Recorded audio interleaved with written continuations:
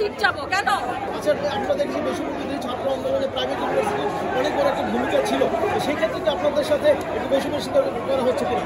অবশ্যই, তারা তো বৈষম্যই করতেছে, তারা তো সম্পূর্ণভাবে বৈষম্য করতেছে। এখানে তো তাদের কোনো কমিউনিতে কোনো কিছুতেই আমরা প্রাইভেট নাই। তাদেরকে রিকোয়েস্ট করতে হচ্ছে যে আমরা কোথায়, ভাইয়ারা আমরা কোথায়, আমরা কই। আমাদের বিভিন্ন ধরনের যখন কমেডি হচ্ছে বা রাজনৈতিক দল হচ্ছে, এগুলোর ভিতরে প্রাইভেট ইউনিভার্সিটির স্টুডেন্টদের মতামতের কোনো দাম দেওয়া হচ্ছে না, তাদের থেকে কোনো মতামত নেওয়া হচ্ছে না। তো আজকে এখানে আমাদের প্রাইভেট ইউনিভার্সিটির আসার আন্দোলন করার উদ্দেশ্য হচ্ছে এটা যে আমাদের দাবি প্রত্যেকটা কথা আমাদের মতামত নিতে হবে। প্রত্যেকটা ইউনিভার্সিটি নিচ্ছে, সেটা করলে চলবে না।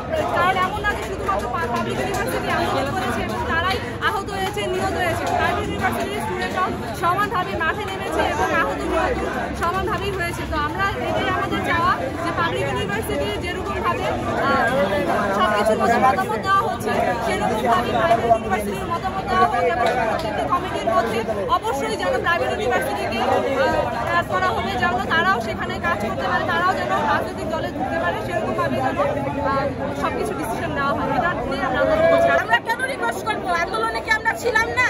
এখানে আপনাদের সাথে কি কোনো আলোচনা করেনি? তারা কোনো কিছুই করেনি। তারা